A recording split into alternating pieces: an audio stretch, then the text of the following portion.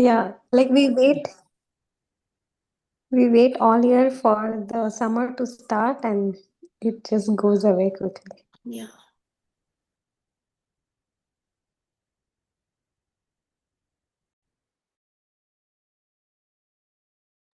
Hare Krishna. Hi Krishna Mataji. Hare Krishna, Mataji. Hare Krishna. Mataji, did you get my message? He will Yeah, not join today. Yeah. I saw that. Okay. Yeah, no problem. We will just conclude 12th chapter. Okay. Even if there is time, we will not go to 13th chapter because that will start next week only. Okay. Okay. Yeah, let's start with the invocation prayers. Maybe I can say them today. ॐ अज्ञानतिमिरन्दस्य ज्ञानाञ्जनाशलाकया चक्षुरुन्मीलितं येन तस्मै श्रीगुरवे नमः श्रीचैतन्यमनोभीष्टं स्थापितं येन भूतले स्वयं रूपा कदा मह्यं ददाति स्वपदान्तिकम् वन्देऽहं श्रीगुरु श्रीयुतापदकमलं श्रीगुरून् वैष्णवांश्च श्रीरूपं साग्रजातं सहगणा रघुनाथान्वितं तं सजीवं साद्वैतं सावधूतं परिजनसहितं कृष्णचैतन्यदेवं श्रीराधाकृष्णपादान् सहगणा ललिता श्रीविशाखान्वितांश्च हे कृष्णा करुणा सिन्धु दीनबन्धो जगत्पते गोपेश गोपिका कान्ता राधाकान्ता नमोऽस्तुते तप्तकाञ्चन गौराङ्गी राधे वृन्दावनेश्वरी वृषभानुसुते देवी प्रणमामि हरिप्रिये नमो विष्णुपादाय कृष्णप्रेष्ठाय भूतले श्रीमते भक्तिवेदान्ता स्वामिनिति नामिने नमस्ते सरस्वते देवे गौरवाणी प्रचारिणे निर्विशेष शून्यवादी पाश्चात्यदेशतारिणे वाञ्छाकल्पतरुभ्यश्च कृपासिन्धुभ्य एव च पतितानां पावनेभ्यो वैष्णवेभ्यो नमो नमः जय श्री कृष्ण चैतन्य प्रभु नित्यानंदा श्री अद्वैता गदाधरा श्रीवासादि गौरभक्तवृंदा हरे कृष्णा कृष्णा कृष्णा हरे हरे हरे रामा राम राम हरे हरे ॐ नमो भगवते वासुदेवाय ॐ नमो भगवते वासुदेवाय ॐ नमो भगवते वासुदेवाय The translations and purports to chapter 12 Bhagavad Gita are by His Divine Grace A.C. Bhaktivedanta Swami Prabhupada, Jai Srila Prabhupada. Hare Krishna. So we will continue the 12th chapter from 15th verse onwards. Before that, a quick recap I will give, which is I'm not going to project that slide because I can explain what it means. So we were at the 14th chapter, 15th verse.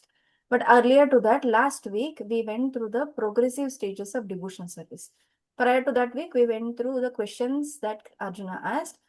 Who is superior? Whose bhakti is bhakti impersonal? Is their bhakti is superior? Or impersonalism is superior or personalism is superior? That's the question to which Krishna answers. Definitely, but personalists are superior. That is something that I like. I want devotees come to me because I'm the swift deliverer from the ocean of birth and death, one who is a personalist. And on the path of impersonalism, it's very hard for a conditioned person because he is conditioned by it. On the path of impersonalism, there are many things that one has to follow in order to attain the destination, which is the Supreme Lord as well.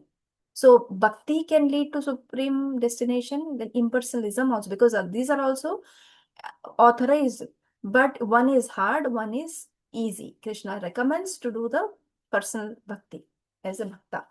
And then he explains how a devotee can make progress in life. So he describes first the topmost devotees who constantly think about Krishna in their mind and using their intelligence. So that thinking with the mind is called smarana. When we think something, it's called smarana, right? Is that right word? Yeah. Yes, smaran. So that is smaranatmika bhakti, when we think about something. So that's the highest with the mind. And then he says using your intelligence also, which is manana, mananatmika bhakti. So I didn't use these words last time, I'm just telling now. So the very first verse, 12:8, is when Krishna says, where do I have Bhagavad Gita in front? 1 second.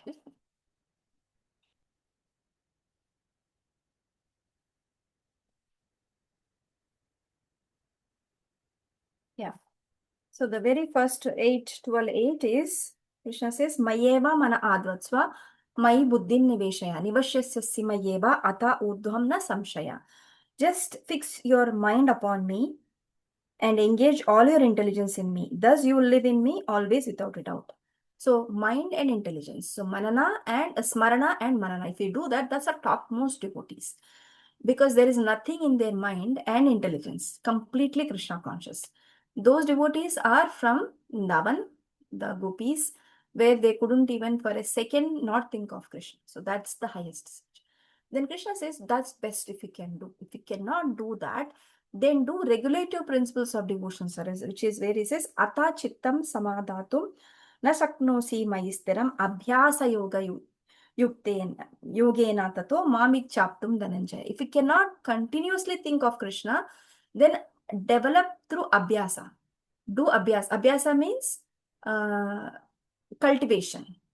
We need to cultivate to think about Krishna at certain times. So under the guidance of a spiritual master, one can do abhyasa rupa bhakti.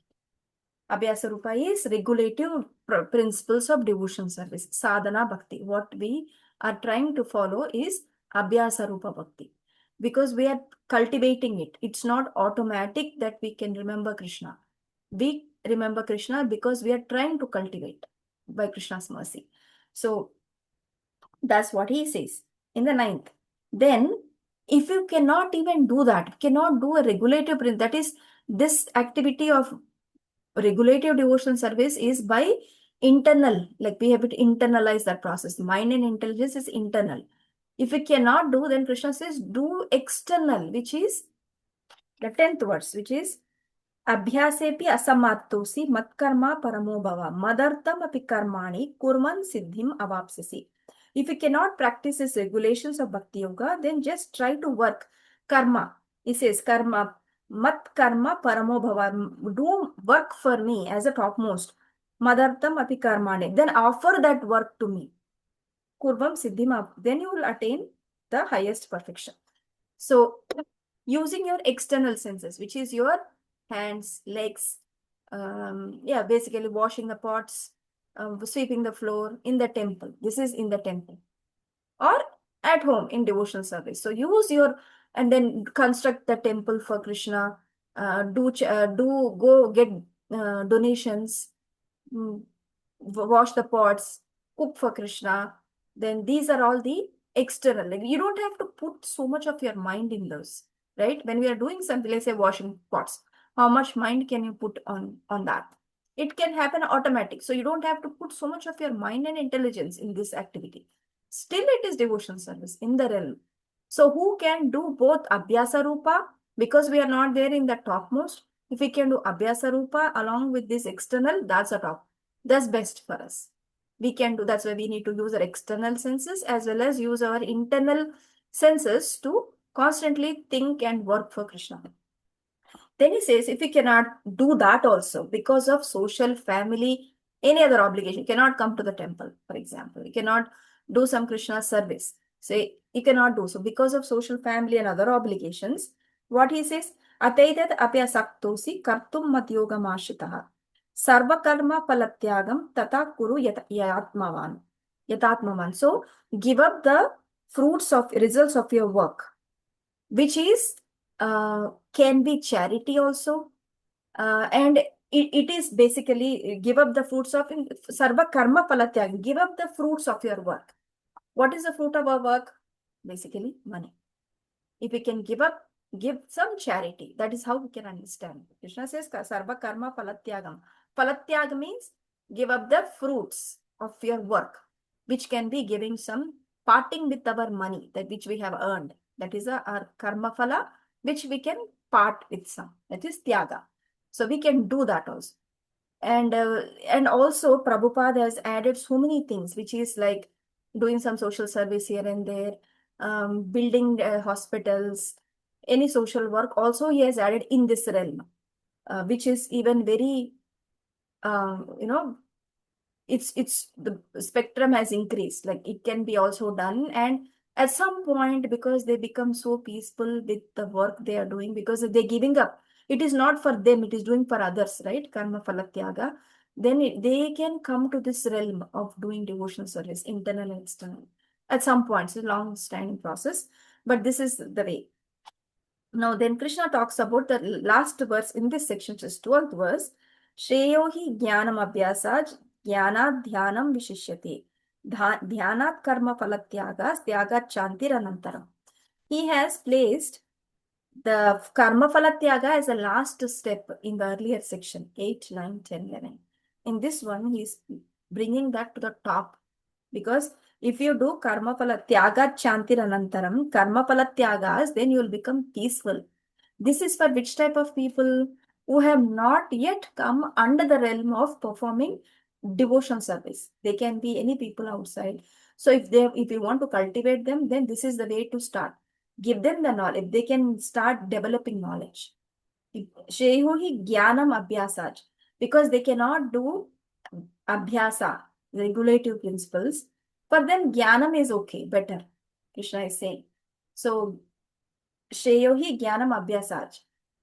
Dhyana, jnana dhyanam vishishyate. If you cannot do jnana, then dhyana is better. That is, at least think about Krishna, meditate on Krishna, which is everything. And then dhyana karma phalatya. If that was probably not possible because their mind is so running here and there, meditation is not possible, then do karma phalatyagas. They can do some charity. So like that, then slowly, eventually, because they become peaceful, because as a result of this, Krishna is saying, tyaga chantir anantaram, what happens is they become, one can attain peace of mind. So eventually, when they become peaceful, then they can slowly think of Krishna and come into that realm of 8, 9, 10, 11 category right now. So this is what he has explained. Its spectrum is broad. Everyone can do many small things and still be coming closer to Krishna. So that's what he has given. It's like um, a lot of things he has offered us. Like we can do this or that, or a combination of everything that we can do. Now, in 13th onwards, is going to explain the qualities that endears him. And we went through 13, 14, and 15. Sorry, 13 and 14, two verses. So we'll not go into the details, but yeah, that's what he explained, the various qualities that he likes in the devotees. Now he's going to still talk about the same qualities, which he will end in this section. 15, 16, 17, 18, 19, and 20 are the continuation of the same qualities. So I will just read everyone has the Bhagavad Gita, right? Yes, Mataji. I don't need Yeah, to, Mataji. yeah, that becomes hard. Let's not do that. I will also read from the book. Text 15. Yasmanno dvijate loko lokanno dvijate chayaha harshamarshavayoddvege muktoya sachame priyaha.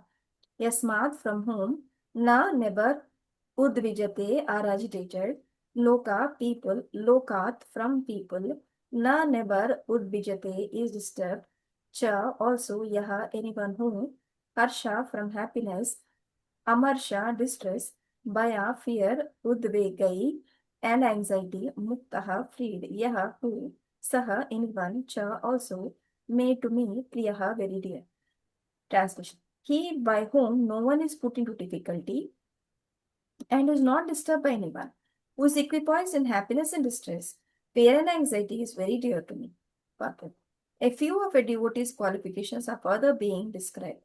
No one is put into difficulty, anxiety, fearfulness, or dissatisfaction by such a devotee. Such a devotee is kind to everyone. He does not act in such a way as to put others into anxiety. At the same time, if others try to put a devotee into anxiety, he is not disturbed. It is by the grace of the Lord that he is so practiced that he is not disturbed by any outward disturbance. Actually, because a devotee is always engrossed in Krishna consciousness and engaged in devotional service, such material circumstances cannot move him. Generally, a materialistic person becomes very happy when there is something for his sense gratification and his body. But when he sees that others have something for their sense gratification and he hasn't, he is sorry and envious. When he is expecting some retaliation from an enemy, he is in a state of fear. And when he cannot successfully execute something, he becomes dejected. A devotee who is always transcendental to all these disturbances is very dear to Krishna. So now he is explaining what are the other qualities that when one is not put into difficulty by others, how can one put others into difficulty? By beating someone, by taking away their belongings, by disrespecting them. It's agitation, right? We cause agitation to other people. So when one who is not into put into difficulty, he does not put anyone in such difficulty. And also, on the contrary, he won't be disturbed when someone puts him in such difficulty, like uh, causing some distress to him in terms of physically or mentally, emotionally. If someone causes him some distress, he's also not disturbed. Such is the equipoiseness of the devotee. So Krishna says, who is equipoised in happiness and distress, fear and anxiety. So because he gets something nice, he won't be happy. And because something he's being taken off, something from him, he's not distressed. And there is no fear. Then when there is no fear, when one feels fully sheltered in Krishna, there won't be fear. Fear comes in because we are scared of the unknown. We don't know what's going to happen. That's why we are scared, but that's why we're fearful. But when we take full shelter of Krishna, there is no need, there is no reason that one will, because they always have that shelter in the lotus feet of Krishna. They don't feel that something can be fearful for them because they are taking shelter from Krishna. So that is when they are not fearful and they are not anxious. Such people are not even anxious also. Anxiety and fear comes only when we don't know the outcome of something, when we don't know this, it's unknown to us. And we may become negatively impacted by it. That causes us fear and anxiety. And if we trust Krishna and keep our shelter and be under the shelter of Krishna, these things will not affect us. Any thoughts or comments?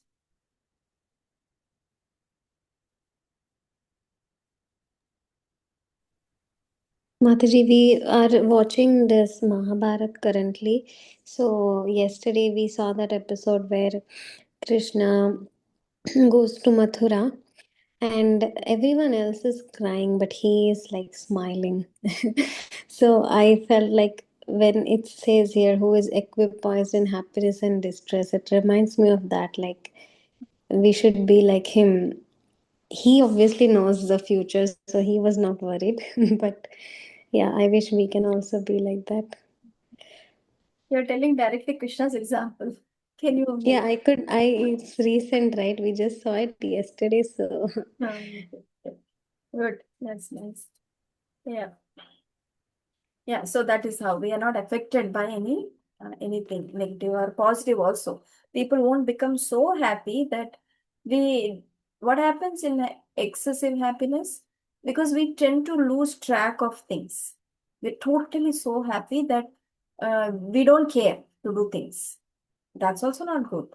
When we are so distressed, also we give up things, doing things. That's also not good. So we should be equipoised in either happiness or distress. We just continue with our services. And yeah. Next. Gauri Mataji, can you read 16? Verse 16. Anapekshah suchirdaksha udasino gatavyatha sarvarambha paritagya यो मद्भक्त से समे प्रियः अनुपेक्षः neutral अनपेक्षः neutral सुचि pure दक्ष expert उदासीनः free from care गत व्यतः freed from all desires सर्व आरंभ of all endeavors परित्यागी renounced यह anyone who मद्भक्तः my devotee सह हे me to me priya very dear my devotee who is not dependent on the ordinary course of activities who is pure expert without cares free from all pains and not striving for some result is very dear to me. Purport. Money may be offered to a devotee, but he should not struggle to acquire it. If automatically, by the grace of the Supreme, money comes to him, he is not agitated. Naturally, a devotee takes a bath at least twice a day and rises early in the morning for devotional service. Thus, he is naturally clean both inward and outwardly.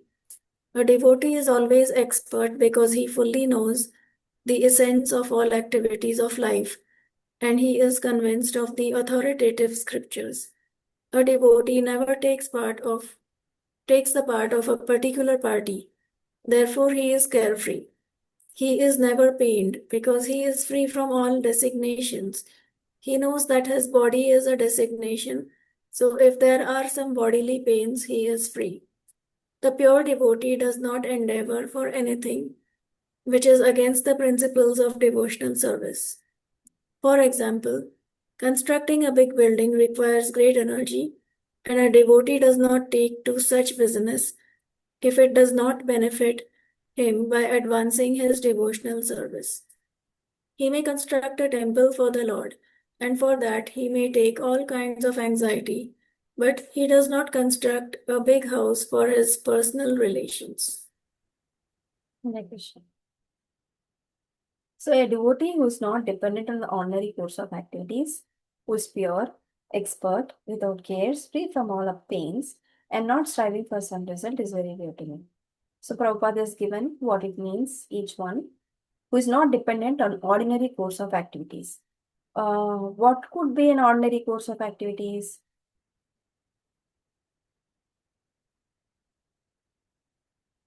Like, you should, Like going to work every day. yeah, struggling to go to work. I mean, then does it mean that we don't work? It's not that. And let me give another example, like ordinary course of activities. Like some people will become so regulated in the normal life that 7 o'clock they have to have tea. 8 o'clock, by 8 o'clock dot they have to have breakfast. Till noon lunch, and 4 o'clock tea, and that's like regulated for them. It's important that we eat, but if something doesn't work, if for a devotee, if he gets 8 o'clock breakfast or not, he will continue with his service. And because he is in the service of the Lord, first service has to happen and then he can have his food. That's one example. Um, like that. So he won't, and then depending on the for job purpose also, if he can work for without over endeavoring. Some people work over the weekends to do extra money. They work overtime. This is just so that they can earn more money. But the devotee is not dependent. That is where Prabhupada is saying money may be offered, but you should not struggle to acquire it. Like if you can do your regular job and if you are satisfied with that, that is enough for the devotee. But he will not endeavor a lot. And then who is a pure? Pure is internal as well as external. Internal purity is maintained by chanting, remembering the Lord, because the thoughts are getting purified. Our consciousness is getting purified. External purity is by taking bath, keeping our circumstances, surroundings clean, and then taking bath twice a day and keeping ourselves clean and neat. That's pure. And then expert. Expert means he is when someone becomes a devotee and they are doing their duties in devotional service very diligently, the things become, which are ordinary things, become very easy for them. Like a devotee might cook, might do arti and chant, go to work, take care of the family. So many things are added. Earlier, maybe once they will just do some household work and go to work. And by doing that, they are just so much exhausted. They cannot do anything else. Now, devotee is adding the chanting also, which takes their two to everything else, including 2 to 3 to 4 hours of their time in a day, which is gone in these activities. But still, they can get done the other things also, going to work, taking care of the family, cooking, all these things also get done. So how is that possible? Earlier we were just struggling to get simple things done. Now we are able to do complex things like doing devotion service on the top of doing our regular work. So that is become the Krishna gives us that that is his reciprocation. When we do something for him, the time energy is such that it moves and it enables. Time is also energy of Krishna, right? So we are working along the time or against the time sometimes, like we are running behind it. It is running and we are running. I want to get this done in this 1 hour. But if we use that 1 hour in chanting, then Krishna will arrange, okay, other things will become easier for us. So that is how one can be called as Daksha, expert, doing cooking. You can see how devotees at the temple, my God, they are arranging so much, they are organizing so much. At the same time, nothing is disturbed at home. Everyone is taken care, everyone is fed properly, all household things are organized nicely. At the same time, doing so much for the temple. How is that possible? They're becoming experts because their intelligence is getting expanded, it is becoming purified. So the small things can be done quickly. That means it is becoming easy for them. So that is how one can become expert.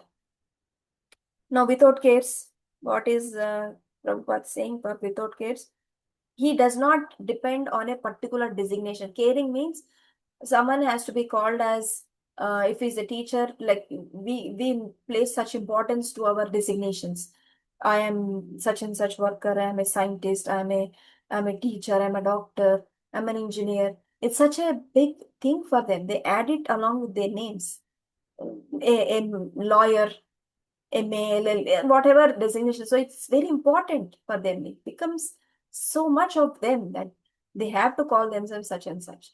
But a devotee is simply saying, I am a servant of the Lord. He doesn't even give proper designations like putting themselves in like, calling themselves as such and such, as a doctor or a lawyer. It becomes, he doesn't care for that. He thinks himself as a servant of the servant of the servant of the Lord. So that is his without cares and is free from all pains. Again, when something is taken away from us, there are three to four types of pains one experience, right? Emotional, bodily related, like someone is going through pain, someone hurting us. These are all the pains one goes through. But then a devotee becomes, learns how to tolerate such pains, bodily pains, emotional pains, and then becomes free from all pains and not striving for some result, over endeavoring. Results are important that we meet, but over endeavoring, which is not within our scope, which is not within our capability, it's still go hard to get get the things done. Working day and night, that's not something devotee will do, because instead he'll use that time in the service of the Lord. So that is very dear to Krishna. Saying these are, so all these qualities will work only when one is a devotee. If you take anything independent of, if you just take them separately, like some may be very expert also in ordinary course of activities, some other than devotees, they may be very expert, but what is their expertise is going to help them. Their expertise is not going to help them unless you add Krishna to their life. So in the devotee's life, everything becomes Krishnaized, right? All these qualities are there only because we are doing devotional service. They are not coming just like that. And one may, by their material sukruti from previous lives, they may be experts, but then that is temporary. That can last only for one lifetime. And there is no Krishna, then they have to go through the entire process again, like that. Yeah. At the end, you all can add your comments. We'll go through this. We have half an hour left. So we have 4 verses to complete. Sneha Mataji, please read the 17. Text 17. Yo na harshati na dveshati na sochati na kankshati shubha shubha parityagi bhaktiman yah sa me priyah. Yah one who na never rishyati takes pleasure, na never dveshati grieves, na never shochati laments, na never kankshati desires, shubha of the auspicious, ashubha and the inauspicious, parityagi renouncer, bhaktiman devotee, yaha one who, saha he is, me to me, priyaha dear. One who neither rejoices nor grieves, who neither laments nor desires, and who renounces both auspicious and inauspicious things, such a devotee is very dear to me. Purport. A pure devotee is neither happy nor distressed over material gain and loss, nor is he very much anxious to get a son or disciple, nor is he distressed by not getting them. If he loses anything which is very dear to him, he does not lament. Similarly, if he does not get what he desires, he is not distressed. He is transcendental in the face of all kinds of auspicious, inauspicious, and sinful activities. He is prepared to accept all kinds of risk for the satisfaction of the Supreme Lord. Nothing is an impediment in the discharge of his devotional service. Such a devotee is very dear to Krishna. Hare Krishna. Correct. So a devotee, one who neither rejoices nor grieves, who neither laments nor desires. Rejoices nor grieves means neither too elated or too unhappy for whatever reasons. One will grieving is important, being happy is important, but doing anything over that can disturb our ordinary course of activities, that's not recommended. And that can yeah, that's not recommended. So that's what Krishna is saying. One who neither rejoices nor grieves, one who neither laments nor desires. Lamentation and desire, hankering and um, lamentation. Lamentation is, oh, I don't have, I don't have. And then hankering is, oh, I want this, I want that. So these are 2 stages people mostly are in, hankering and lamentation. They want something, they keep hankering for it. And then when they don't get it, then they lament. So one who neither laments nor desires. And also renounces positive, auspicious and inauspicious. Inauspicious anyway are renounced. What is inauspicious activity for a devotee?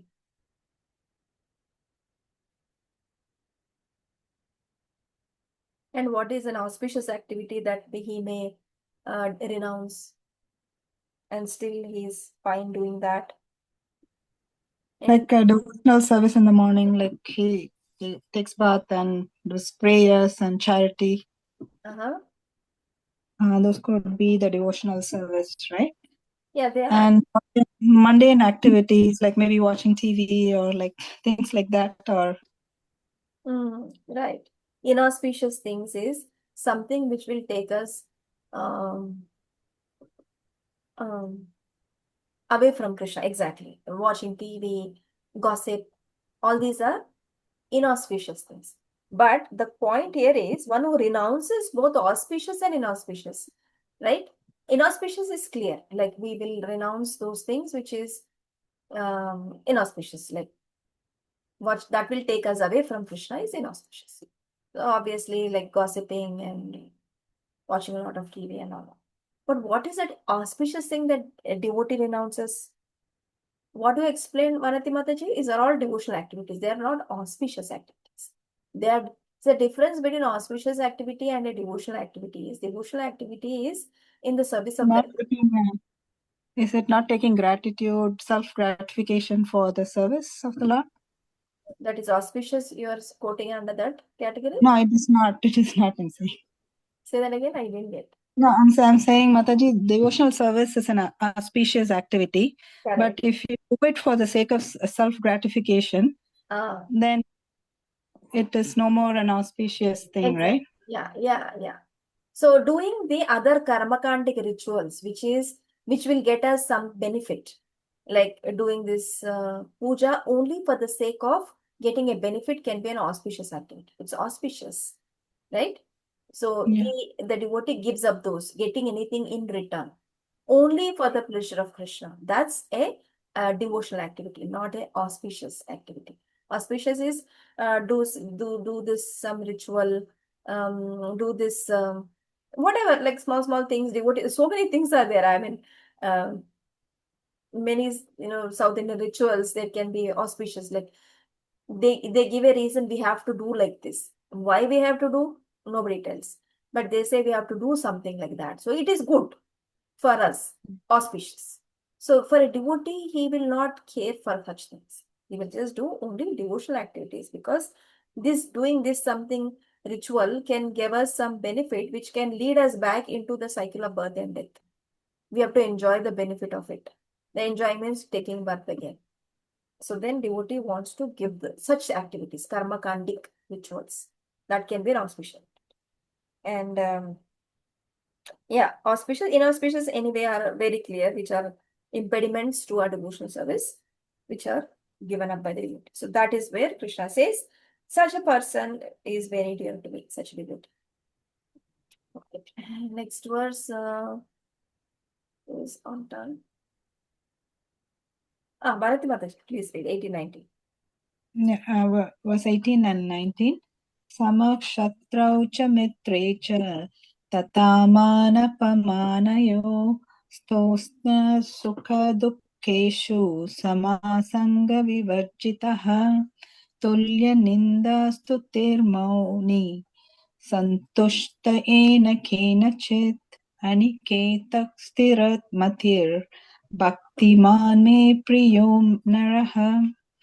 Synonyms: sama equals shatrau to an enemy, cha also, mitre to a friend, cha also, tata so, mana to in honor, apamanayo and dishonor, sita in cold, ushna heat, sukha happiness, dukkeshu and distress, sama equipoised, sangha vivarjita free from all association, tulya equal, ninda in defamation, stuti and repute, mauni silent, santushta satisfied, ena kenachit with anything, aniketaha having no residence, stira fixed, mathik determination, bhaktiman engaged in devotion, me to me, priyah dear, narah a man. Translations: one who is equal to friends and enemies, who is equipoised in honor and dishonor, heat and cold, happiness and distress, fame and infamy, who is always free from contaminating association, always silent and satisfied with anything, who doesn't care for any residence, who is fixed in knowledge and who is engaged in spiritual service, such a person is very dear to me. Purport. A devotee is always free from all bad association. Sometimes one is praised and sometimes one is defamed, and that is the nature of human society. But a devotee is always transcendental to artificial fame and infamy, distress and or happiness. He's very patient. He does not speak of anything but the topics about Krishna. Therefore, he is called silent. Silent does not mean that one should not speak. Silent means that one should speak. We should not speak nonsense. One should speak only of essentials, and the most essential speech for the devotee is to speak for the sake of the Supreme Lord. A devotee is happy in all conditions. Sometimes he may get very palatable foodstuffs, sometimes not, but he is satisfied. Nor does he care for any residential facility. He may sometimes live underneath a tree, or he may sometimes live in a very palatial buildings. He is attracted to neither. He's called fixed because he is fixed in his determination and knowledge. We may find some repetition and descriptions of the qualification of the devotee, but this is just to emphasize the fact that a devotee must acquire all these qualifications. Without good qualification, one cannot be a pure devotee. Haram abhaktasya kuto mahad guna. One who is not a devotee has no good qualification. One who wants to be recognized as a devotee should develop the good qualifications. Of course, he does not extraneously endeavor to acquire these qualifications, but engagement in Krishna consciousness and devotional service automatically helps him develop them. Hare Krishna. Hare Krishna. So the qualities Krishna explains in this, one is equal to friends and enemies, who is equipoised in honor and dishonor, heat and cold, happiness and distress, fame and infamy, who is always free from contaminating association, always silent and satisfied with anything, who doesn't care for any residence, who is fixed in knowledge and who is engaged in devotional service. Such a person is very dear to me. So all these things are good. One may be equal, an ordinary person also can be equal to friends and enemies. But what differentiates between him and a devotee is his devotion. One has to be fixed in the devotional service. Then only these things become like ornaments to a devotee. The verse that Prabhupada quotes, without one cannot be harau abhaktasya kuto mahatguna, who is not a devotee has no good qualifications. Whereas these qualities becomes like an ornament to the devotee. Being equal to friends and enemies, who is equipoised in honor and dishonor. He may be honored, he may be dishonored, he's not that much disturbed, he's equipoised. He's happy in heat, he's equipoised in heat and cold, summers and winters, happiness and distress, fame and infamy. Sometimes there may be fame, sometimes there may be infamy, without no obvious reason by him. Some things may turn out become infamous for him. He's not bothered by it. And who's always free from contaminating association. That is materialistic association, which can contaminate our consciousness. He doesn't want to take that association too much seriously. It doesn't mean he won't be friends with them, but association means to share one's mind also, share one's thoughts, share one's food, time, like that. So they won't take that much of association from those people, contaminating association. When you start eating with them, materialists will become somewhat our consciousness become materialistic. So we won't take much association. Always silent. Silent means not just keeping your mouth shut, but not talking nonsense. That is silent. Talking about Krishna and Krishna Katha is also called silent, because in silence you can actually realize Krishna. Silence is so powerful. When we have to actually do some austerities, keeping silence doesn't mean silence excludes chanting Hare Krishna. Chanting Hare Krishna is not called, by chanting Hare Krishna, you can still be silent, right? So unnecessary talk is opposite to silence. But chanting Hare Krishna is also, one can be silent and still chant Hare Krishna. So silence is so powerful. When we practice silence, so many realizations we can get. Mind may go here and there. Your mouth may be silent, but mind might not be silent. So that means we are not silent. When the thoughts go here and there, trying to do many things in the mind, that's not being practicing silence. Silence is if we can focus on the holy name and not let the other thoughts come into our mind. So this practice we can do for some time in the day as a practice, silence, not necessarily.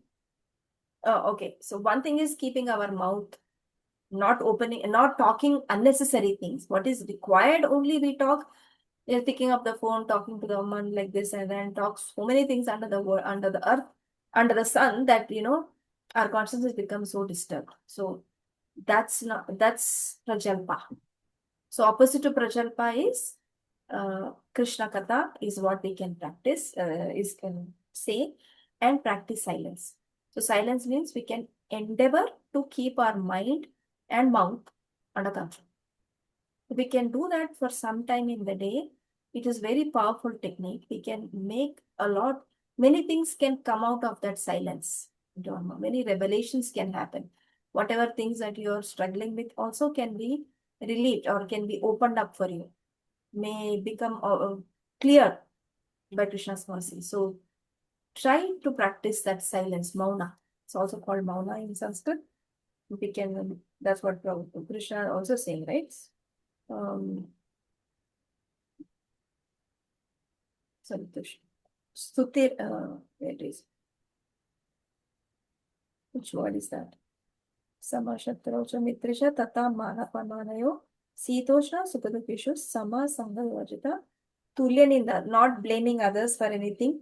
Tulyaninda means just to keep on, blaming people for something that they have done or not taking oneself accountability. That's tulyaninda. Stutir, Mauni. Mauni, yeah. Mauni is one who is silent. Is only recites the prayers, still is silent, can be called as silent. So recite the prayers, keep the mind under control, and don't say something for some time in the day. You'll see a lot of change in your own consciousness and the way you keep making progress. This you can practice on a regular basis. Santushta is always satisfied, ena kenachit. And Aniketa. Aniketa means to have a residence or aspiring for a residence. Aniket, one who does not care for a residence. Some people struggle so hard to get a own house or build a house.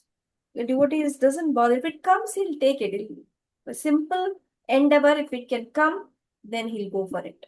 And if it is too much of endeavor to get things done, then that was something that they will stay away. Sthiramatir. Matir is to mind. Sthiramatir is equipoised.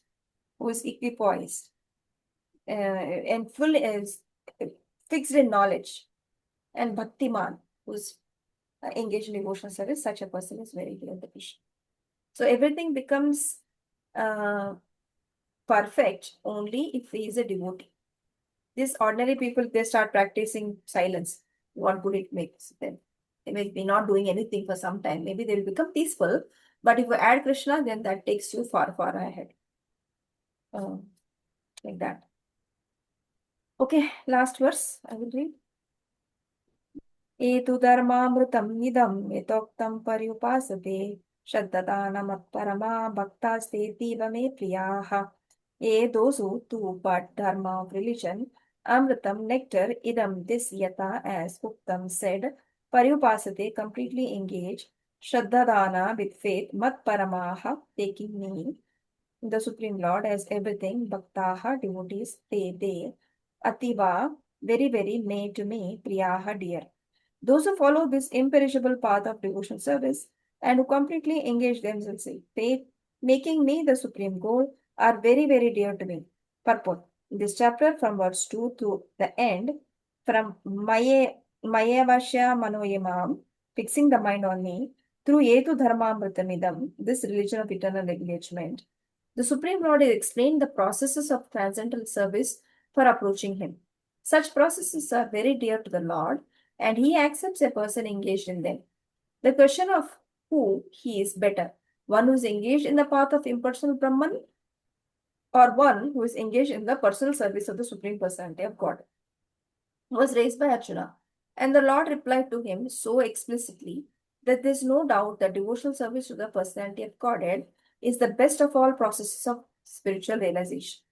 In other words, in this chapter, it is decided that through good association, one develops attachment for pure devotional service and thereby accepts a bona fide spiritual master, and from him begins to hear and chant and observe the regulative principles of devotional service with faith, attachment, and devotion, and thus becomes engaged in the transcendental service of the Lord. This path is recommended in this chapter. Therefore, there is no doubt that devotional service is the only absolute path for self-realization for the attainment of the Supreme Personality of Godhead. The impersonal conception of the Supreme Absolute Truth, as described in this chapter, is recommended only up to the time one surrenders himself for self-realization. In other words, as long as one does not have the chance to associate with a pure devotee, then impersonal conception may be beneficial. In the impersonal conception of the Absolute Truth, one works without fruitive results, meditates and cultivates knowledge to understand spirit and matter. This is necessary as long as one is not in the association of a pure devotee. Fortunately, if one develops directly a desire to engage in Krishna consciousness and pure devotional service, he does not need to undergo step-by-step improvements in spiritual realization. Devotional service, as described in the middle 6 chapters of Bhagavad Gita, is more congenial. One need not bother about materials to keep the body and soul together, because by the grace of the Lord, everything is carried out automatically. Thus ends the Bhaktivedanta purports to the 12th chapter of the Srimad Bhagavad Gita in a matter of devotional service. So, Prabhupada concludes by giving a very beautiful purport to this verse, where Krishna is saying, one who follows this imperishable path of devotional service and who completely engage in themselves with faith, making me the supreme goal, are very, very dear to me. So all these processes that Krishna has explained from verse 2 till the 19th verse, one has to strive to endeavor to do that and be steady. I mean, that includes the devotion service also, right? Become steady in devotion and do that, then he becomes very, very dear to him. So, impersonal process also, Krishna said it is fine, you can also achieve me at the end, but the process is hard. It takes time as well as process. It takes step by step, right? Because until, and the point that is made clear here is, when a devotee association is there, what is the need to have impersonal conception? When you have already come in the association with devotee, you don't need to have impersonal conception. So it becomes automatic devotional service, even though we are at the lower stage where we are doing something for sakama, like expecting some results by doing something, can still be under the realm, because by doing that, eventually we'll come to the stage of giving up the results, doing it only for Krishna. Nishkama. Nishkama is don't expect anything. Sakama means we expect something. So still attaching that, accepting that we are attached, we do some things for Krishna. So slowly by that process, it becomes purified in the association of devotees. Whereas impersonalism, in the impersonal conception of life, there is no devotee association. So they go through this hard struggle of meditating, developing the knowledge, being equal to all living entities, and not engaging our senses frivolously. Very, very limitedly they have to use their senses. It becomes very hard for the embodied, because by doing that, they will also develop some higher consciousness, and eventually, by the grace of the Lord, they may get some intelligence, thinking that go in the association of good company. So they may go there. When they go there, then they are in the association of devotee. At that time, things become clear. They are now in the track of personal conception of devotion. So there's no more impersonal. Impersonal is only to that some point. It cannot take us back to Godhead. It can take us to the Brahma Jyoti stage. It's very hard to go there, that stage also, because of so many things that they have to keep very strictly. And devotional service is because we are embodied, because we have all these senses. We want to see, we want to hear, we want to eat, we want to touch nice things. So we can dovetail these propensities in the service of the Lord.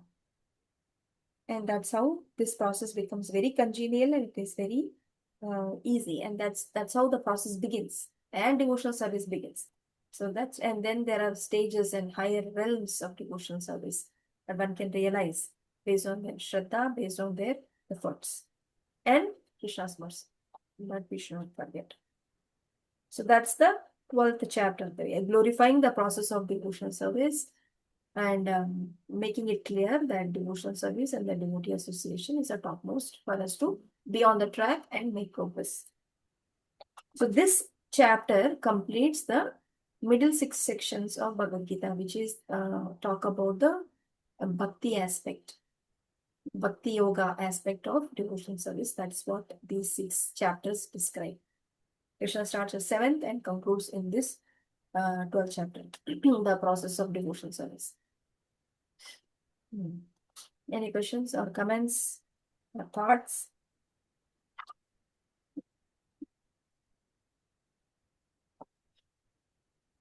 Any realizations? Anything stood out for you by reading the purports? You can just say something. We have time today. Yeah, Mataji, I was thinking when he says the qualifications of a devotee, he says, right, like a different qualification, like not lean towards being auspicious or inauspicious, enemy or friend, everything is same.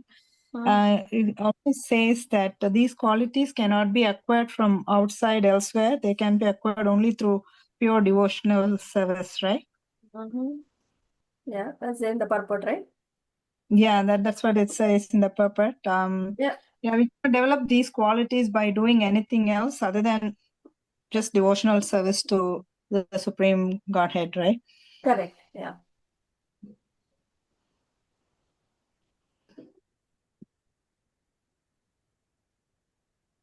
You're asking a question or saying a comment? No, I'm just saying the part I liked it. You like that part, You yes. don't have to go do anything extra. You just pray to him with the full devotion and unwavering attention or whatever, right? So you don't These have to qualities mountain. You become just have. manifested, Yeah. automatically manifested. Don't externally, we don't have to cultivate them because they become byproduct of the devotion. Mm. That's one. Sneha Mataji? Yeah, Mataji, I wanted to say about like the mercy factor. So, like when a devotee starts practicing Krishna consciousness, so initially there's a lot of mercy, and they are able to like. I'm my own example. When I started, I was able to, give up non-veg and then give up tea, coffee, and then start chanting 16 rounds. All that happened very quickly. So I feel there was some mercy. Like initially, when Krishna, he is like holds your hand to help you start the devotional service. But then now there was like I stopped chanting for a while after that, and now I have started chanting on my own again. So I feel like it was so easy initially, but now without that mercy, it's so difficult. I feel sometimes. Mercy is there. Yeah. Mercy is there. Mm. We can, what happened in this process? That's your question also? No, maybe I felt uh, like this was my perception that Krishna initially helps a lot, Yeah. but then later on, it's up to you. Like it's your journey. Like now he leaves it up to you. Like, do you want to come to me or not? Like that. Yes, yes, that's right. The initial time is the honeymoon time. Everything is so good, so nice, so cozy. Devotional service so easy. Oh my God, like I can do this. But then Yeah. everything becomes to fade, like, fade away slowly. And if you lose a connection with the devotees, you don't have that problem. But then if that happens, then it becomes even harder. And now, no, Krishna, okay, I've given you the taste. Now, if you want to, Mm, it's on you.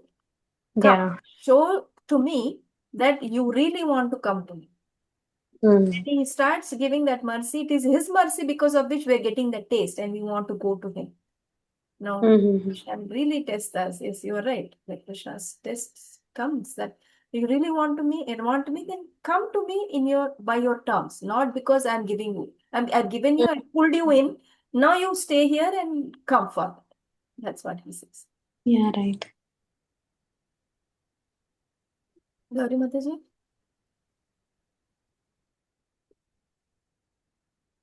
Yeah, I can relate to what Sneha Mataji was saying about when we first get into devotional service, it is through knowledge. Like it's like in the 12th verse, someone has told us to get a Bhagavad Gita, read it, right?